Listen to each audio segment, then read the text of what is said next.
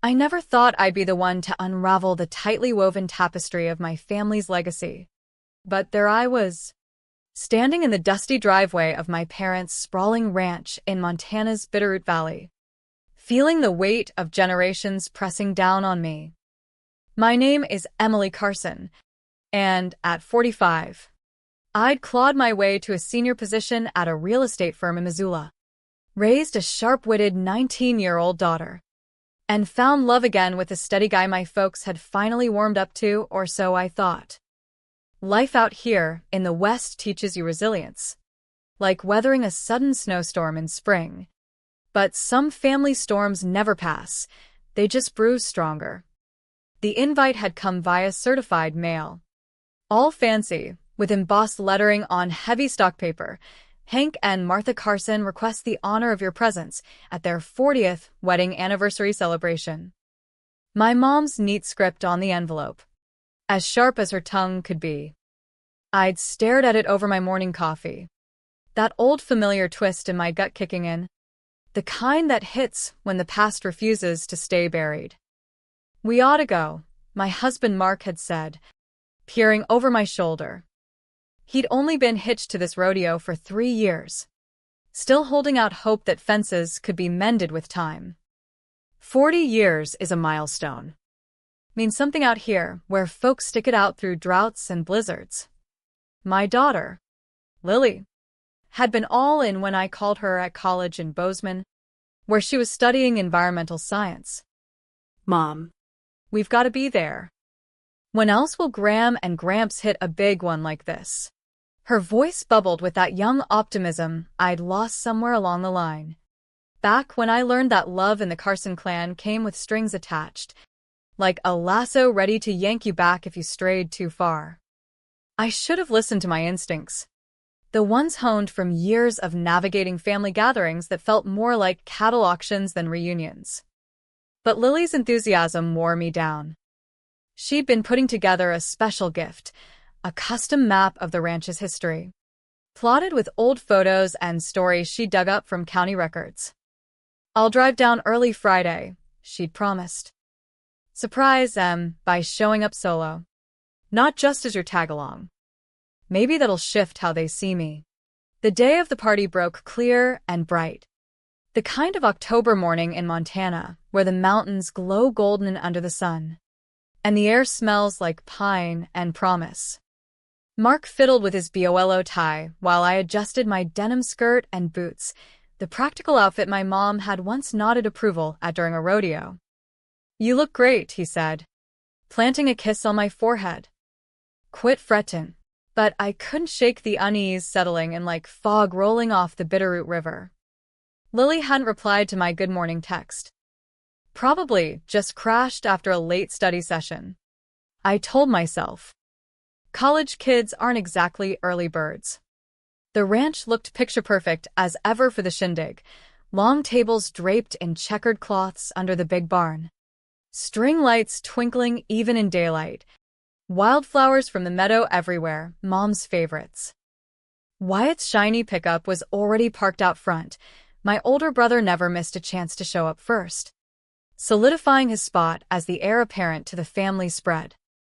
Clara bustled up as we arrived, her 2 little ones in tow, juggling a cooler and a wrapped box. My younger sister looked frazzled but genuine, the way folks out west do when life's throwing curveballs. Seen Lily yet? Mom's been a skin if she's comin'. She's drivin' separate, I said, grabbing the cooler. Should roll in any minute. But as the barbecue kicked off and folks started filling plates with brisket and coleslaw, that worry gnawed deeper. I stepped away to call her, watching through the barn doors as my parents played hosts, shaking hands with neighbors and old ranch hands. Lily's phone went to voicemail. That's when I spotted her, sitting in her beat-up Jeep in the far lot, still in the sundress we'd picked out over video chat, the sage green one that matched her eyes. Even from a distance, I could see her trembling. I hightailed it across the gravel in my boots, heart pounding like a stampede. Lily, I flung open the passenger door and slid in. Sweetheart, What happened? She looked up, and it broke me, mascara streaking her cheeks. But worse was the defeat in her gaze. Like a wild horse finally broken. "I've fine." "Mom," she said, voice steady as a flat plane. "Go back to the party. Enjoy it." "No way." "Tell me." She gripped the wheel. Engine off. I got here early, around noon. Was pumped, had their gift ready. Practiced my spiel about my research project on the flight patterns of local birds, making Dean's List. My stomach sank like a stone in the river. What did they do? I swung by the house first, figuring I'd ride over with him. Graham opened the door, looked at me like I'd tracked mud on her clean floors. I went to hug her, but she stepped back. Gramps came up, and they just stared. Then Graham said. Lily's voice hitched. She said, "We've decided you're not part of this family anymore. Like, cancelin' a fence repair order." The words slammed into me harder than a bucking bronco. I'd heard echoes of them 20 years back, when I'd married against their wishes. But aimed at my girl, it lit a fire in me hotter than a prairie blaze. "I didn't fight it," Lily went on. "What's the use?" I just nodded and walked away. Door shut before I hit the steps. "Lily, don't apologize for them." "Mom." "I'm sick of us acting like this is normal ranch life." She was right. Damn. She was. I pulled out my phone, thumbing to a number I'd saved weeks ago. Just in case. Alex Rivera from Big Sky Productions. The video crew we'd hired to film the whole shebang. Mom wanted every moment captured for posterity. Her perfect ranch family legacy. "Alex. It's Emily Carson." "Cameras rollin'?" "Yep." Started at 11 as requested. Got some great shots of the setup. "Anything from the house around noon?" Pause. "Yeah." One of my guys was doing exterior pans. I caught some exchange at the door. "Haven't checked it close. Whatever's there. I need it. And be ready to play it raw when I say, Mrs. Carson. I'm not sure. I'm footin' the bill. Double it if needed. Just stand by." I hung up and turned to Lily. This incredible young woman with my grit and her dad's kind soul. "Mom, what are you planning?" "Something overdue by 2 decades. Trust me." Her smile was faint but true. "Always." "Then come on in with me. Chin up. You belong here more than most." And if they couldn't see that, it was time the whole valley did. We strode back toward the barn together. Boots crunching gravel. The sun beating down like it was rooting for us. Through the open doors, I saw Mom chatting with the neighbors. Dad raising a beer and a toast. They had no clue their well-rehearsed ranch hoedown was about to hit a sour note. Standing there with Lily, the past flooded back like a flash flood in the canyons, 25 years ago.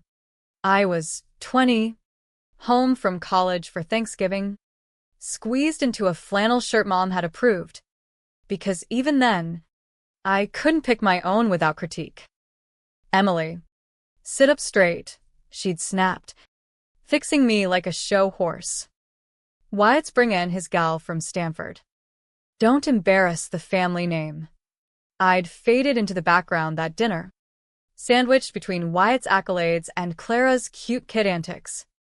When I mentioned my own straight A's, Dad had grunted, "Good job, darlin'," before diving back into talk of law school with Wyatt. The real rift opened when I met Luke. He was a ranch hand fixing up the old barn at school, and I'd bumped into him literal-like, spilling his thermos. Where my world would have pitched a fit, Luke just chuckled. "That's one hell of a hello." He was the opposite of my folks, warm as a summer bonfire, real as the dirt under your nails, an orphan who'd bootstrapped his way through life wrangling cattle. He saw me as Emily, Not Wyatt's shadow or Clara's plain Jane sister. When I brought him home 6 months later, the chill in the ranch house could have frozen, the bitterroot solid. A ranch hand. Mom had sneered, like it was a dirty word. How? Rustic. But I was head over heels. And for once, that trumped their stamp of approval. We tied the knot at the county courthouse. Just Clara and a few pals there. Parents sent a generic card. No congrats. Just noting the deed was done. When Lily came along, things thawed a smidge. A grandkid was good for the family image. After all, they showed at the hospital with a fancy silver teething ring she never touched. In the pics, their grins looked as fake as fool's gold. The facade cracked for good 3 years later. Luke died in a truck rollover on a slick mountain road, heading to a job. Grief hollowed me out, and at the funeral, as I clutched Lily's tiny hand, Mom pulled me aside. Well, she said, casual as discussing hay prices, at least now you can rejoin the fold proper. We'll help find you someone fitting. I blinked. Numb. Fitting. Don't get dramatic. Emily. Someone from our circle. This little detour of yours is over. Then the killer line. If you keep clinging to this blue-collar nonsense, you're not really Carson stock. Are you? I grabbed Lily and bolted. For years, we hovered on the edges, invited to big barbecues but never truly embraced, in group photos but cropped a bit too close. I fooled myself it was enough. That scraps beat starvation. That Lily needed kin even if they saw her as tainted by Luke's blood. What a load of bull. Patterns repeat like seasonal droughts. And my folks had tolerated my slip-up, their whisper for Lily. They'd accepted Mark 'cause he had a teaching degree, even if it wasn't Ivy League. We played along in their charade, showing up when called, grinning for snapshots, ignoring the rot. But Lily's sin? Being born. A living reminder of my defiance. The man they deemed unworthy of the Carson brand. They'd shut me out once, now her. But I wasn't a scared girl anymore. Scraping for affection. Lily had taught me better. You can't rope love if it's conditional. You good? Mom. Lily asked, snapping me back. I eyed my girl, Luke's spark, my determination, her own fire, and felt resolve harden like Montana granite. Better than good. Let's show, and what real family looks like. We marched into the barn, heads high, ready to bust this cycle of half-hearted love. 'Cause sometimes, the only way to mend a fence is to tear it down first. The buzz shifted as we entered. Chats faltered. Eyes darted. Mom's poised face twitching with irritation before smoothing over. Martha Carson never cracked in public. Emily. There you are. Wyatt cut us off. His salesman's smile locked in. Mom was wondering if you'd gotten lost in the back 40. And Lily. Didn't expect you. Why not? I shot back. Edge sharp as barbed wire. Mark appeared, worry creasing his brow. All okay, Peachy, I said, gripping his hand. Lily just needed a breather after the drive. Roads can be rough. We hit our assigned spots at table 7, close for show, far from the head honchos. Clara shot me a questioning look from table 3. I shook my head. Not yet. The mingling dragged on with painful politeness. Lily stuck close, her poise cracking as ranch folks asked about school, her projects, how proud her grands must be. Each question twisted like a spur. Lily. Hun. Mom's bridge buddy Gladys cooed. Your gram was braggin' on your bird studies. She must be burstin' with pride. Lily masked the hurt like a pro. I'm sure she is. By the time brisket was served, I'd set my course. I slipped out, pretending powder room, and found Alex tweaking cameras by the makeshift stage. Got that footage? I whispered. He nodded, uneasy. Reviewed it during lunch setup. Shows your folks tuning away a young woman at the house door. Audio's crystal. Prep it for the big screen. Technically doable. But I'll own it. Stand by for my cue. Back at the table. Dad stood for his welcome. Voice booming like thunder over the plains. Martha, and I thank y'all for coming. 40 years ain't easy. But with our kin's support, we've made it. He nodded to Wyatt. Clara. Then us, begrudgingly. Watching our kids thrive, build their own spreads, has been our greatest ride. I rose. Dad. Since we're Toasin family, let's share a captured moment from earlier. He frowned. Mom froze. Emily. What in tarnation? Lights dimmed. Screen lit up. There, the ranch house at noon. Lily approaching with her gift.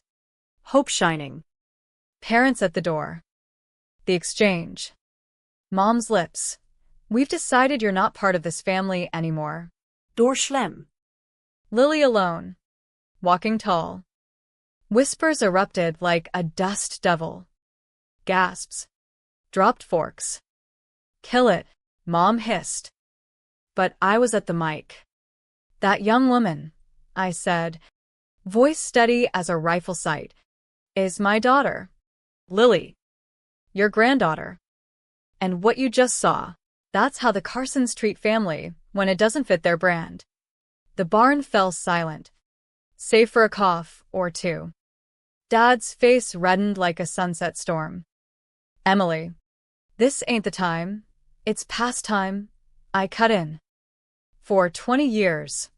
You've dangled acceptance like a carrot on a string, yanking it away whenever we didn't toe the line. I married Luke, a good man who worked with his hands, and you called it a phase. He dies. And you see it as my ticket back to your approval. But Lily? She's the living proof of my choice. And you've punished her for it since day one. Mom stood. Voice icy. This is private family business. Not fodder for the neighbors. Private? You made it public when you shut that door on camera. Gladys shifted uncomfortably. Old ranch hands muttered. Wyatt jumped up. Cease. You're blowing this out of proportion. Apologize. And we can salvage the party. Apologize? For what? Exposing the truth. Lily rose beside me. Voice clear. I just wanted to celebrate with y'all. Brought a gift. Even. But if family means excluding folks who don't measure up, count me out. Dad banged the table. Enough. Turn off that damn projector. But the damage was done. Folks were whispering. Phones out. Word spreads faster than wildfire in these parts. We didn't stick around for dessert. Mark. Lily. Clara's crew. And I filed out, leaving the stunned crowd behind. In the parking lot, under the wide Montana sky, Clara's husband, Ben, broke the tension. Well, that was something. Like a showdown in an old western. Language, Clara said, eyeing the kids. Then chuckled shakily. Who cares? We just lit a match to decades of bull. Deserve a breather. Mom's gonna implode, Clara added, leaning on their SUV. Gossip will hit every feed store by morning. Let it, I said, feeling the truth of it. Maybe fasten the musical change, Lily looked at me. Odd. You really aired it all. Should've years ago. Protected you better. Don't beat yourself up. You did now, that's what counts. My phone buzzed nonstop. I peeked. Wyatt. Demand and I fixed the mess. I powered it down. Now what? Ben asked. Holidays. Gatherings. We make our own, Mark said. Been cramming into their mold too long. Time for one that fits us. Clara wiped tears, smilin'. Funniest part? I've dreaded every ranch bash for years. Vatchin, em Sideline Lily. Seeing you shrink under Mom's jabs. Kept saying it was for the kids' sake. But what message was that sendin'? Her boy. 8-year-old Jack tugged her sleeve. Why'd Graham make Lily sad? Clara knelt. Sometimes folks get stuck on proper and forget how to love right. Ain't okay. I don't want to go to Graham's if she's mean, Jack said plainly. Smart kid, Mark murmured. We piled into a local diner off the highway. Booths with cracked vinyl. Fluorescent hum. Worlds from the ranch elegance. But the warmth was genuine. To family, Mark toasted with coffee. The chosen kind. To crossin' burnt bridges, Clara added. To fresh starts, Lily said softly. We lingered. Sharing fries at 9 p.m. Unpackin' the chaos. My phone rang when I flipped it on, no emergencies. Just Wyatt. Don't, Clara advised. But I answered.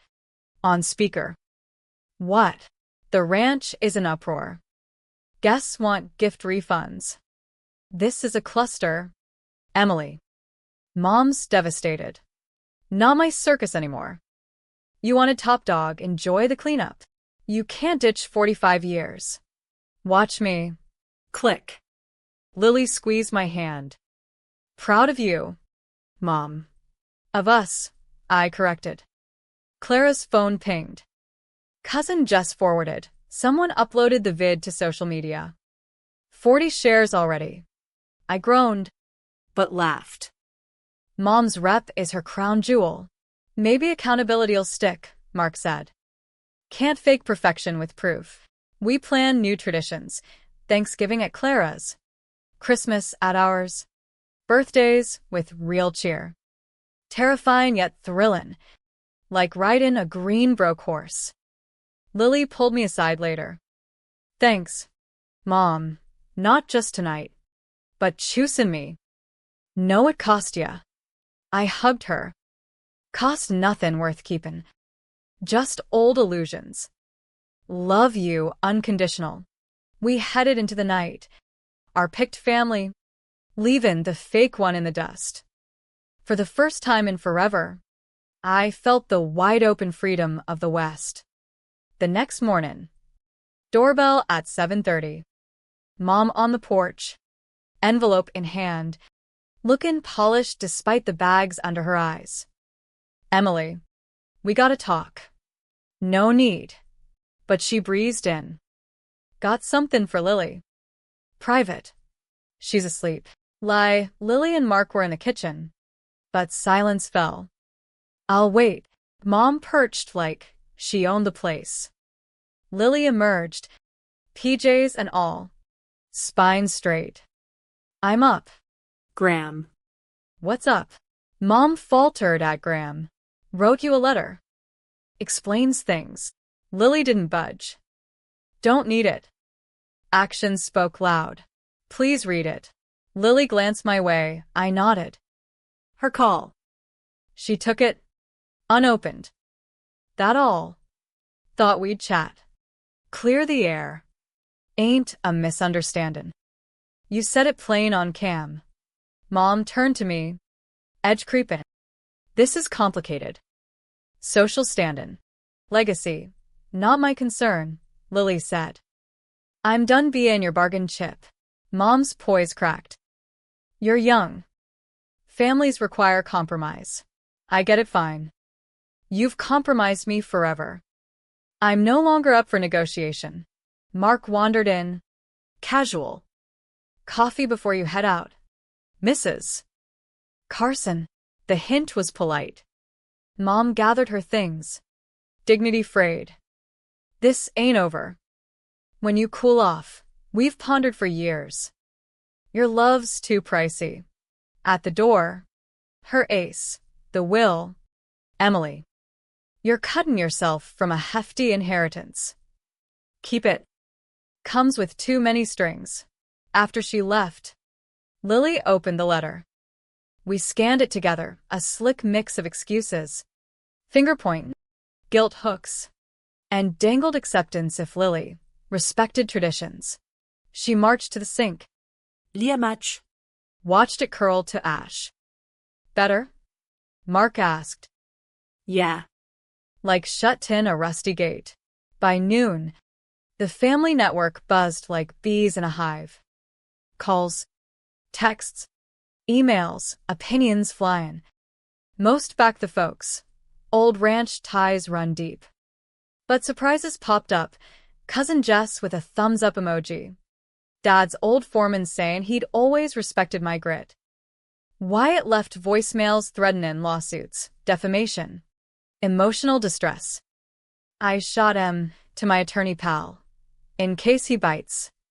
Clara swung by that evening with her brood. We grilled burgers, let the kids chase fireflies, talked anything but parents.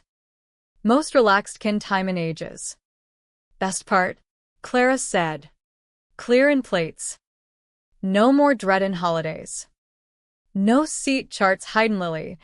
No mam juzgin outfits. No Wyatt's smug lectures. No more bit parts in their show, I added. We're the stars now, Lily pondered quietly. Waitin' for guilt to hit. Like I should have tried harder. But I just feel untethered. That's freedom, I said. We all got it now. That night, I found Lily sketchin'. Bold lines, vivid hues. Title, Not Family Anymore. Turn their words into something fierce. Watchin' her alchemize hurt into beauty. I knew we'd chosen right. Sometimes, the kindest cut is the one that sets you free. 3 weeks on, things settled into our new rhythm. The vid had swept through valley chats, reshufflin' alliances. Some bonds snapped. Others strengthened. We learned who counted. Wyatt's legal bluster fizzled. His lawyer explained truth trumps slander claims out here, where courts favor facts over feels. The local Grange Hall, where they'd held overflow parking, quietly took a donation from my folks to smooth ruffled feathers. Cash greases wheels, even tarnished ones. But the kicker? A group email from Clara late one night. See this. Wyatt CC'd me by mistake. Attached, parents' revised will. Dated post-party. Everything, the ranch. Stocks. Even great-grandma's turquoise jewelry. To Wyatt.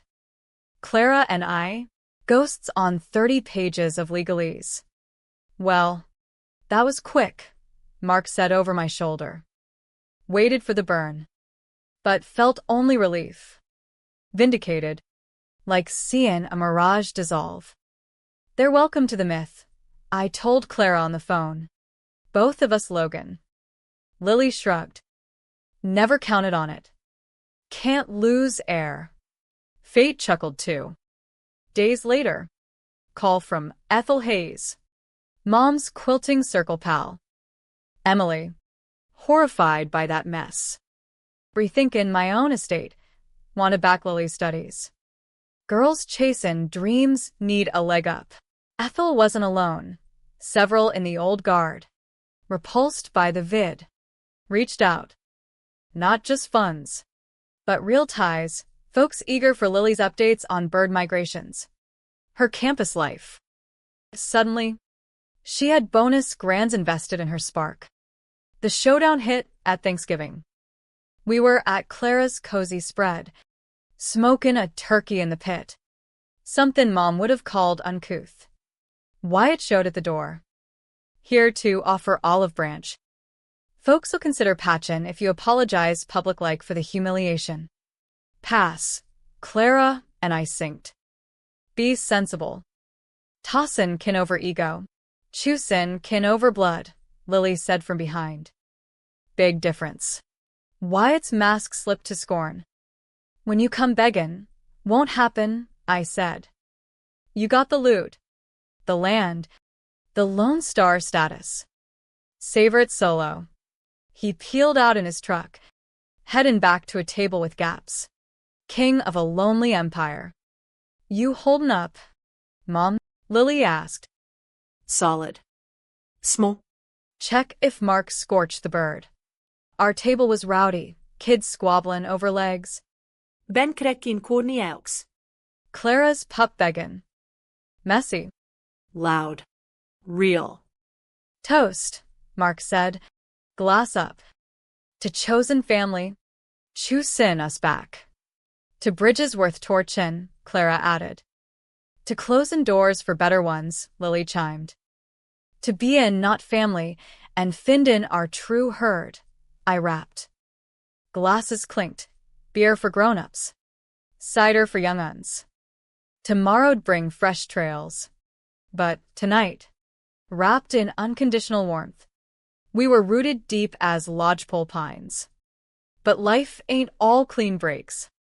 A month later, Dad showed up at my office unannounced. Hat in hand. Looking smaller than the larger-than-life rancher I'd known. Emily, can we jaw a spell? I nodded to the conference room. What's eatin' you? He sat heavy, voice gravelly. That vid. Opened eyes. Your mom and I, we got set in our ways. Like old fence posts. Thought protectin' the Carson name meant keepin' it pure. But we lost sight of what matters, folks over Facade. I leaned back. Guard up. Took a public roastin' to see that? Reckon so. Shame's a hard teacher. We've been talkin', therapy, even. Realizin' our standards cost us you. Lily. Clara. Ain't proud. I studied him. Sear chin for the catch. And Mom, she's strugglin', but comin' round. Wrote letters, real ones. No goof. Wants to make amends. Start slow.